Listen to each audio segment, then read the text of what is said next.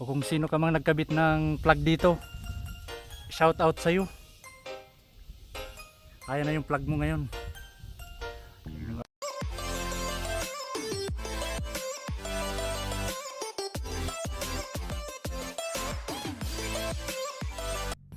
Welcome back mga katropa sa ating YouTube channel. Samahan nyo kaming muli sa aming susunod na adventure.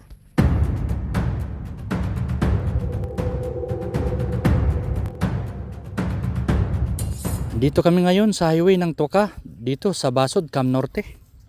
Dito kami magsisimula upang akyatin ang natatanging tourist destination dito sa aming lugar.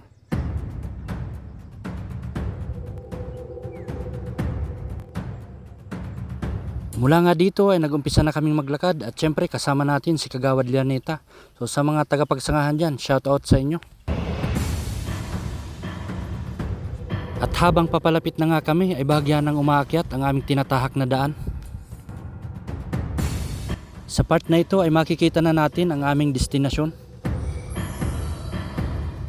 Ngunit bago natin marating yan ay kailangan nating maglakad ng humigit kumulang mga 2 kilometro kasama na ang matatarik na paahon.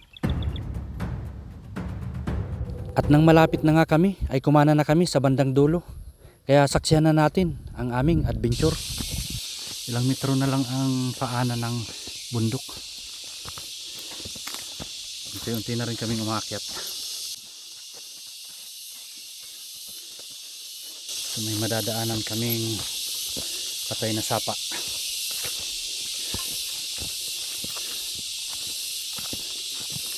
So ito nagkakatubig lamang ito tuwing umuulan at umaagos galing sa bundok.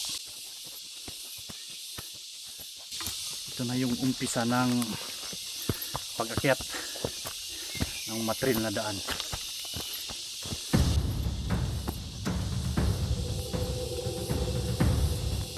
So kung mapapansin ninyo ay paakyat na ang tinatahak namin.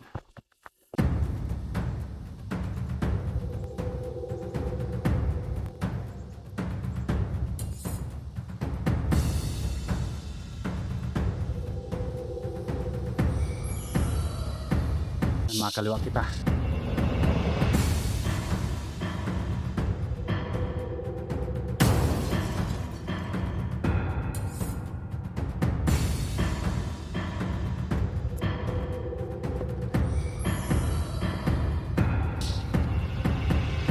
Medyo sumusukal na.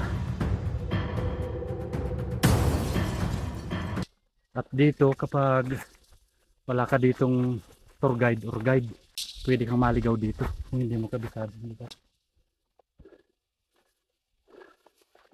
So ayan, medyo mataas na parte na ito.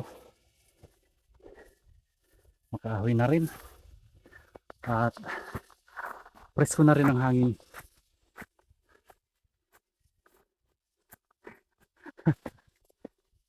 Medyo kasahan na po, tinutukad ta.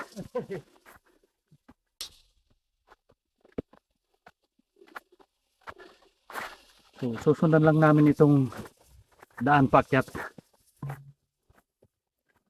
At sigurado makakarating kami hanggang dun sa tuktok.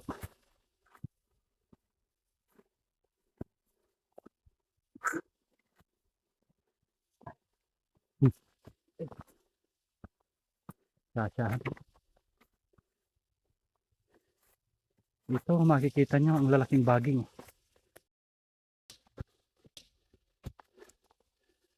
Sinyalis na protektado na itong area na ito ng matagal na panahon. At hindi lalaki ang ganyang mga baging sa loob lang ng maikling panahon. Taon ang bibilangin bago sila lumaki. Sa likod natin si Camp Ronil. 5 minutes break. 5 minutes break daw, sabi ni Kagawad.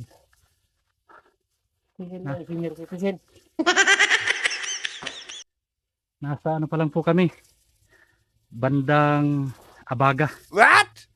Sa Tagalog ang Abaga. Balikat ng Mount Manrisik-Risik. Pero dito marami ng kahoy. Yun o. Medyo malalaki na. So kahit dito sa harapan, marami na din kahoy. Dito hindi masyadong kita yung tuktok. At maraming kahoy.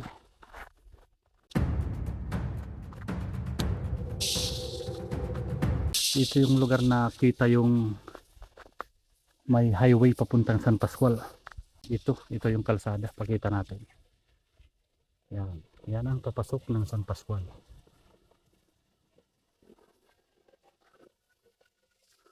So, diretso lang.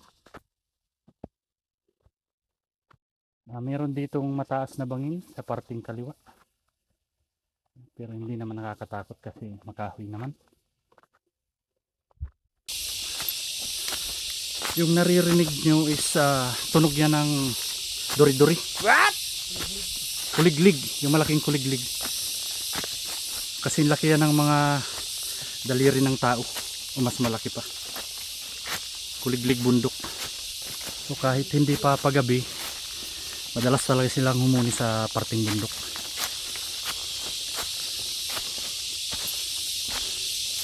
May parking malinis, siguro na nagcamping.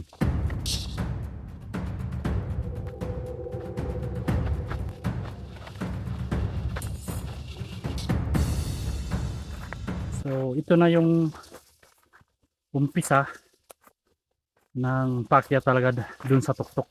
Ito na yung pinaka-exciting part ng pag-akyat namin. Dahil dito na magsisimula ang matarik na pakyat.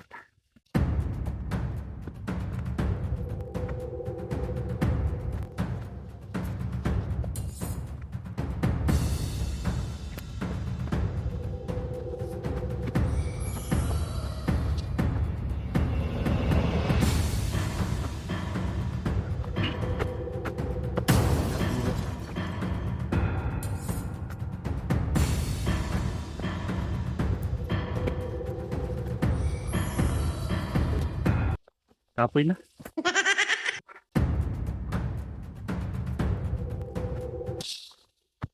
Yung unang inakyat namin, hindi pa yun yung pinakamatarik. Dahil dito sa part na ito. Kung nagkataon, alam mo, umakyat ka dito ng umuulan, sigurado may madudulas dito sa part na ito. Dahil sa part ng pakyat, ito talaga yung medyo mahirap. Dahil madulas yung daan.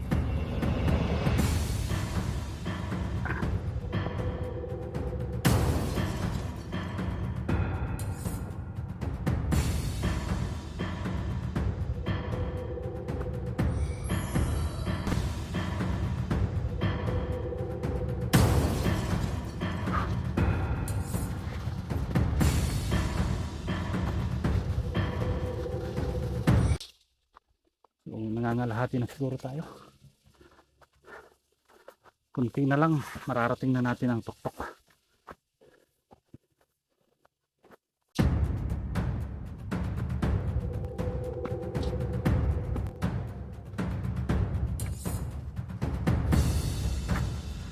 Matarik na. Pero may mga kahoy naman na pwedeng makapitan.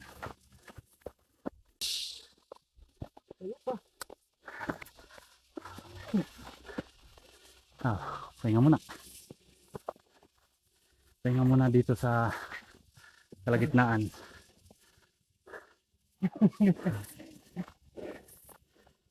Ayun yung inakyat namin mula dun sa baba. Umpisa naman tayo sa huling parte.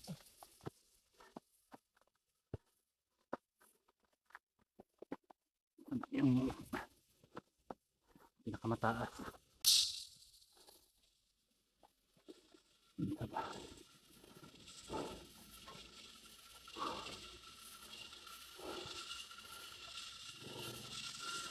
Ang nakagawad na una na.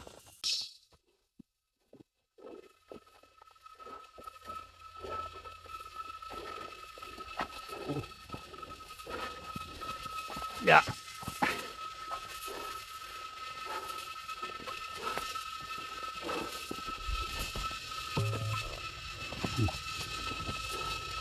Laki ng ugat. Kailangan natin sumampa.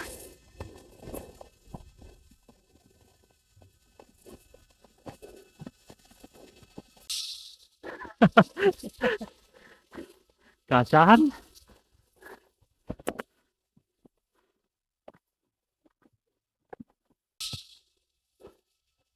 Lang, konti na lang. Deep na sana.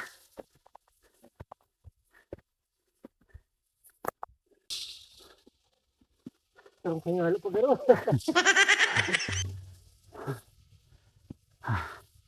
Isang pahinga pa daw.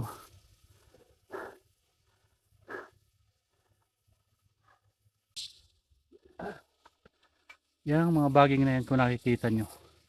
Yan yung ginagawang yantok. Sa katagalan niya, parang baging na siya. Ganyan yung katawan niya. Matigas yan.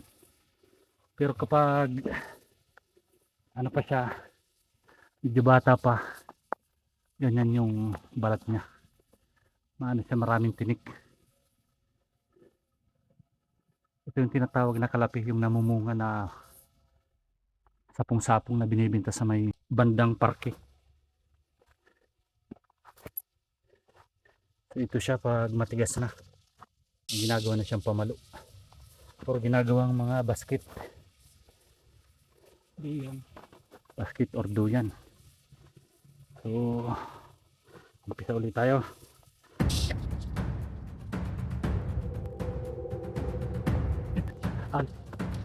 Dikit na lang. Yun na yan. Sabi ta subago, dikit na lang. Ang palan, Bilpi pa. alawig pa pala natukad. Abaan na.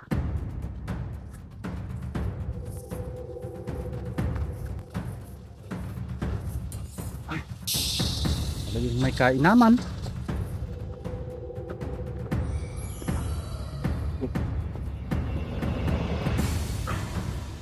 Ay.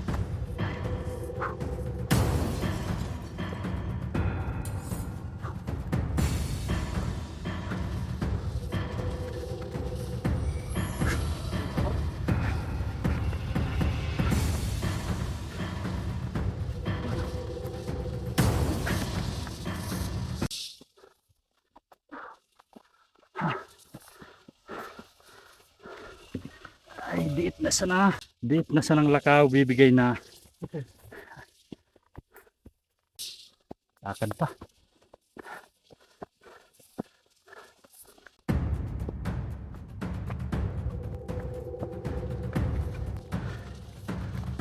Habang lumalapit parang lumalayo.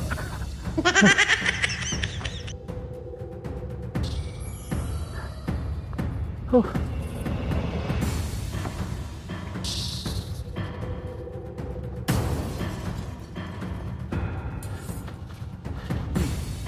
Meron pang obstacle.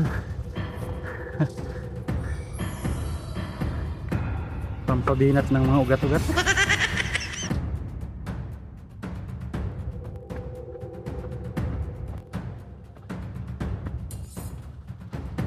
Ayun, patapos mo na garo. Ay, ito na.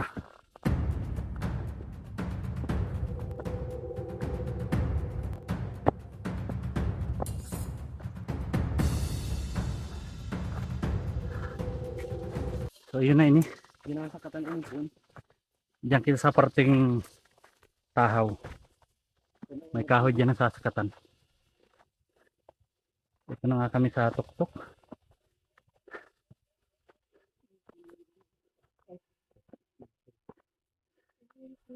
So halos 45 minutes din kaming umakyat mula dun sa highway.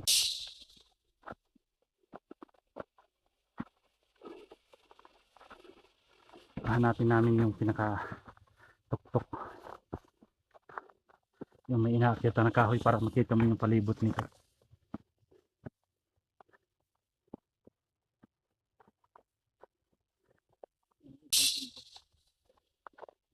Mayroong nagcamping dito. Katapos lang kasi ng mahal na araw. Kaya medyo ano pa itong area.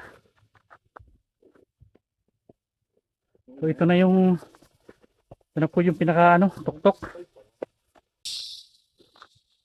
So, ito yung may mga inimbak na bato. Di, Hindi lang kita nakadara. dito yung ano ng Mount Mango sa Crisik. Yung parang marker niya. 405 meters. Ano ba yung above sea level. Yun. So, ito, pakita ko sa inyo paikot yung tuktok.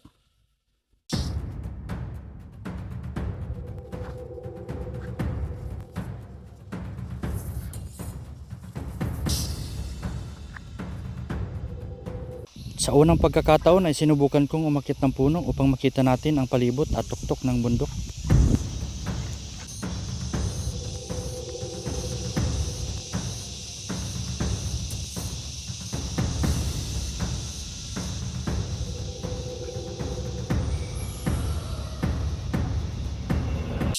Palibot na ng punong kahoy dito, so hindi na masyadong kita ang palibot. Yung nakikita dito sa bandang south yung Bicol Natural Park. Yan. Dito sa palibot, hindi na masyadong makita. Meron palang plug dun. Ayun o. May naglagay ng plug. Iwan ko kung doon yata nakalagay sa isang kahoy. Sinubukan ko ring paliparin yung ating tutubi kahit limited yung open area sa taas. Bali, susubukan kong paliparin ang aking drone kung gagana siya dito. Nakikita nyo naman maraming kahoy, nasa ilalim kami ng kahoyan. Susubukan ko lang na paliparin para makita natin yung kabuuan na view dito sa taas. So ang problema lang, medyo mahina yung GPS signal. Mahirap nito kung hindi natin makontrol, baka hindi na natin makuha kung saan lumapag. Subukan natin paliparin. Take off. Home point updated. Ingat lang tayo at maraming kahoy.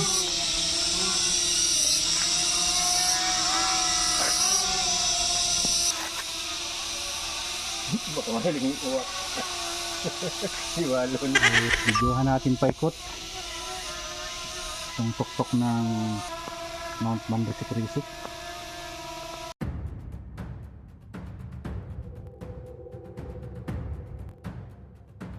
Dahil bigo nga tayong makita yung palibot ng tuktok ng bundok dahil limited yung open area.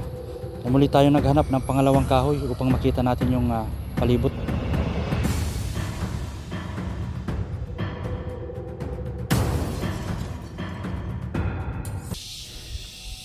So umakyat uli kami ng isa pang kahoy. Ito ang kahoy ng Pangisang Bayawak. Andun si Kagawad sa parting baba. Dito naman kami ng pamangkin ko sa taas. So ito yung view dito. Yung bundok na yan, yan yung Mount Labo. Nakikita nyo. Din yung may building na yan. Yan yung Sunso. Din yung highway. Yan yung Maharlika Highway papuntang Dait. So yung isang bundok doon sa parting ano yata yan, Parakali. Then yung kasinturan na ng Dait, dagat dun sa dulo. So dito nga pala sa napipistuhan natin, andito yung plug na kinabit. O kung sino ka mang nagkabit ng plug dito, shout out sa'yo. Ayan na yung plug mo ngayon.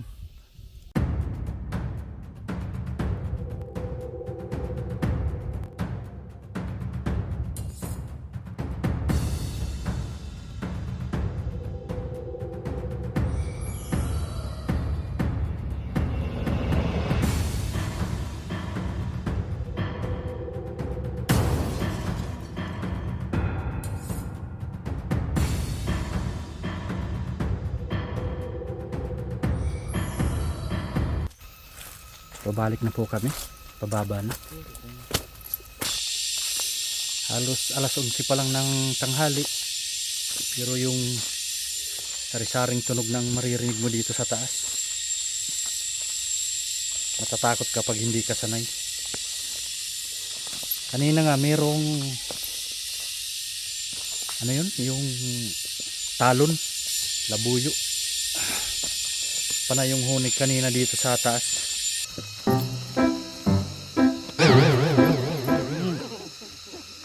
Para sa hindi nakakaalam, ang inakyat po namin ay ang Mount Manrisik-Risik o kilala rin sa tawag na Susong Dalaga dahil sa hugis nito. At ito ay matatagpuan dito lamang sa Barangay Tuaka sa bayan ng Basod, Cam Norte. Napapaikutan ito ang tatlong barangay, ang Tuaka, Kaayunan at Barangay San Pascual. Kung ikaw man ay nagpaplanong pumunta dito, ito ay mararating mo within 20 to 30 minutes from Daet, Cam Norte. Kainaman itong puntahan at akyatin para sa mga baguhan. Dahil hindi naman ito masyadong kataasan at ang taas lamang nito ay nasa 405 meters above sea level. Para sa mga nagpaplanong pumunta po dito ay makipag-ugnayan lamang sa nasabing barangay. Maraming salamat po sa inyong panonood. I hope na nakapagbigay kami ng kunting idea at kung kayo man ay nagbabalak pumunta at umakyat sa lugar na ito.